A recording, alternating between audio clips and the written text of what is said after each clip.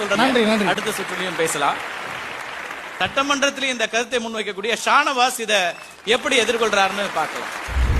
விடுதலை பெற்ற பிறகு அல்ல, விடுதலைக்கு முன்னாலேயே ஆண்டாண்டு காலமாக தமிழ்நாடு முன்னேறிதான் இருந்தது. திராவிட இயக்கம் வந்து ஒன்றும் அதை செய்துவிடவில்லை. கடலோர பகுதிகளெல்லாம் வளர்ந்திருந்தது. திராவிட இயக்கம் வந்து அதை சாதிக்கவில்லை என்று சொன்னார். கடலோரம் தமிழ்நாட்டில் மட்டுமா இருக்கிறது?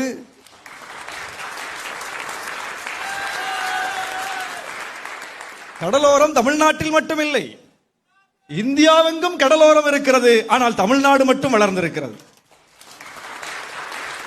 அதுதான் ஏன் என்று பார்க்க வேண்டும்.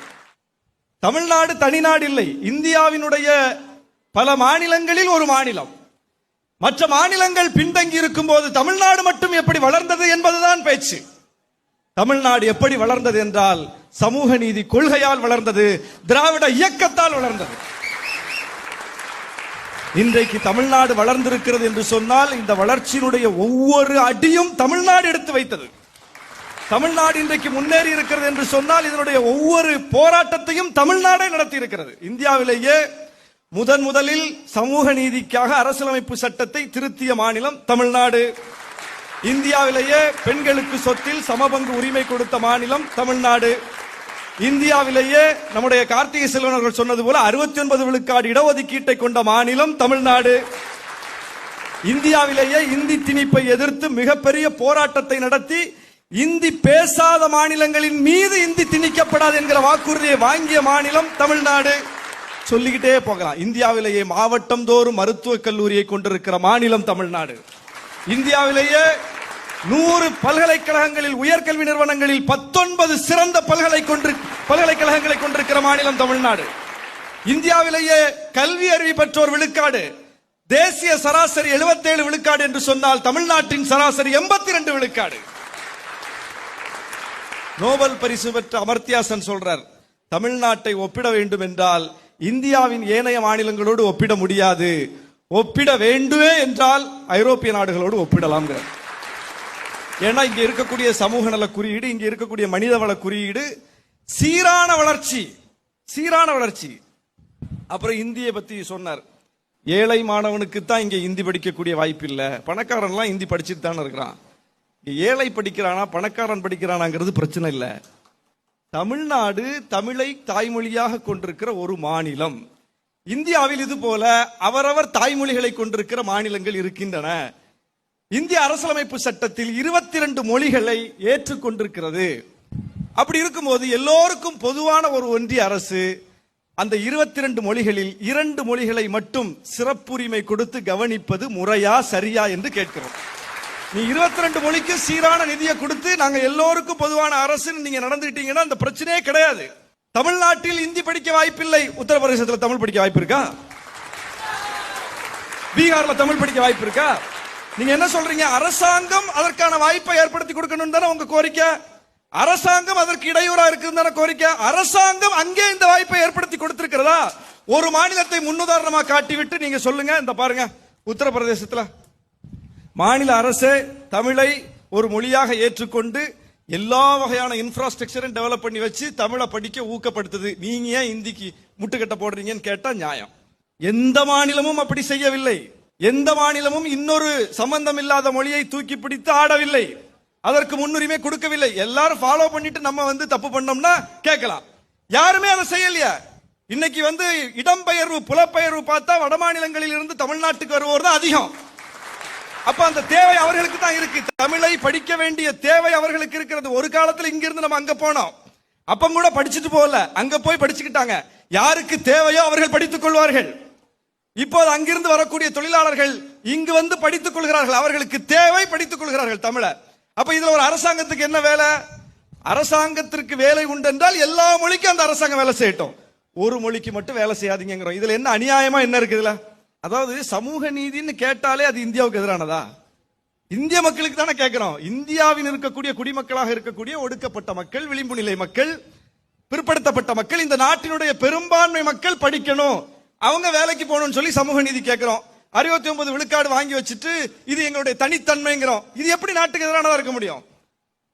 தமிழ்நாட்டின் குரல் எதுவுமே நாட்டுக்கு எதிரானதல்ல, நாட்டுக்கானது. தமிழ்நாட்டின் குரல் எல்லாமே ஒட்டுமொத்த மாநிலங்களும் பின்பற்றக்கூடிய அளவுக்கு சிறப்பு வாய்ந்த கொள்கை. நீங்க நம்ம இந்தி திணிப்பை எதிர்க்கும் போது மற்ற மாநிலங்கள் அதை கண்டுக்கல, யாரும் பேசல. இன்னைக்கு பார்த்தா ஒவ்வொரு மாநிலமா பெயிண்ட் எடுத்துட்டு போறாங்க அழிக்கிறதுக்கு. நம்ம 100 வருஷத்துக்கு முன்னால 50 வருஷத்துக்கு முன்னால செஞ்ச வேலையை இப்ப ஒவ்வொரு மாநிலங்களாக கடைபிடிக்கிறார்கள். அப்ப நாம செய்த ஒன்று தவறு என்றால் அது எப்படி காலம் கடந்து பின்பற்றப்படும்? அப்புறம் சொன்னார், சமூக நீதி. ஒரு சிஎம் ஆகிருக்க முடியுதா? ஒரு பட்டியலினத்தை சார்ந்தவர் சிஎம் ஆயிருக்காரா? அவர் அதா இருக்காரா, இவர் இதா இருக்காரான்னு கேட்டீங்க. நான் என்ன சொல்றேன், இப்போது பிற்படுத்தப்பட்டவர் தான் பிரதமரா இருக்கார். அவர் பட்டியல் போட்டார், எல்லா ஜனாதிபதியும் பிராமணர்களா இருந்தாங்க, பாஜக பிராமணர் அல்லாதவரை ஜனாதிபதி ஆக்கியது, இங்க இருக்கக்கூடிய திமுக உள்ளிட்ட கட்சிகள் பிராமணரை தான் ஆதரிச்சது. அவ்வளோ ஏன் போறீங்க? இப்ப மோடியா ராகுல் அண்ணா? நாங்க ராகுல் பக்கம் தான் நிக்கிறோம். நாங்கள் பிறப்பை பார்க்கவில்லை, கொள்கையை பார்க்கிறோம். பிறப்பை பார்க்கவில்லை. மோடி பிறப்பால் பிற்படுத்தப்பட்டவர், ராகுல் பிற்படுத்தப்பட்டவர் அல்ல, முற்பட்ட சமூகத்தை சார்ந்தவர். ஆனால் ராகுல் கொண்டிருக்கிற கொள்கை, மோடி கொண்டிருக்கிற கொள்கை, அதுதான் முக்கியமானது. அந்தந்த சமூகங்கள்ல இருந்து ஒருவரை நீங்கள் கொண்டு போய் முதலமைச்சராக்கிறீங்க, அமைச்சராக்கிறீங்க. அந்த சமூகங்களுக்கு என்ன கொடுத்தீங்க? பிற்படுத்தப்பட்டவரை நீங்கள் பிரதமராக்கி இருக்கிறீர்கள். கலைஞர் பிற்படுத்தப்பட்டோருக்கான இடஒதுக்கீட்டை கொடுத்தார், மிகவும் பிற்படுத்தப்பட்டவர் என்கிற பட்டியலை உருவாக்கினார். நீங்கள் பட்டியலினத்தை சார்ந்தவரை குடியரசுத் தலைவராக்கினீர்கள், அருந்ததிய சமூகத்தை சார்ந்தவரை ஒன்றிய அமைச்சராக்கினீர்கள். கலைஞர் அருந்ததிய சமூகத்திற்கு 3 விழுக்காடு இடஒதுக்கீட்டை கொடுத்தார். அதே போல ஆதிதிராவிட மக்களுக்கான இடஒதுக்கீட்டை அதிகப்படுத்தி கொடுத்தார். பழங்குடியின மக்களுக்கான இடஒதுக்கீட்டை தனியே பிரித்து கொடுத்தார். சிறுபான்மை சமூகத்தை சார்ந்தவரை நீங்க ஜனாதிபதி ஆக்கினீங்க. கலைஞர் சிறுபான்மை சமூகத்துக்கு இடஒதுக்கீடு கொடுத்தார். தனிப்பட்ட நபர்களுக்கு பதவி கொடுப்பது சமூக நீதியா? அந்த சமூகங்களுக்கு அதிகாரம் கொடுப்பது சமூக நீதியா? அந்த சமூகங்களுக்கு அதிகாரம் கொடுப்பதுதான் சமூக நீதி. அதை நீங்க பேசவே மாட்டீங்களா? 69 விழுக்காடு இன்னைக்கு நடைமுறையில் இருக்கு. இதுக்காக பாஜக ஒரு போராட்டம் நடத்துச்சு, இதுக்காக நீதிமன்றத்தில் போய் வாதாடிச்சு, இதை இன்னும் அதிகப்படுத்தணும்னு கோரிக்கை வச்சிருக்கு. அவங்கள சொல்லுங்க, சொல்ல மாட்டாங்க. எனவே சமூக நீதி தமிழ்நாடு தான் முன்னோடி, மருத்துவ கட்டமைப்பில் தமிழ்நாடு தான் முன்னோடி, கல்வி அறிவியல் தமிழ்நாடு தான் முன்னோடி.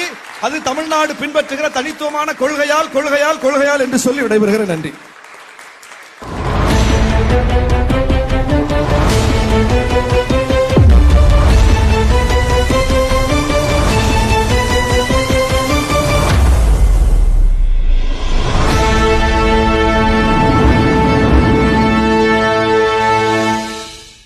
Channels, 15 languages, 26 states, 1200 plus reporters, 67 plus crore viewers. India's largest news network, News 18 Network.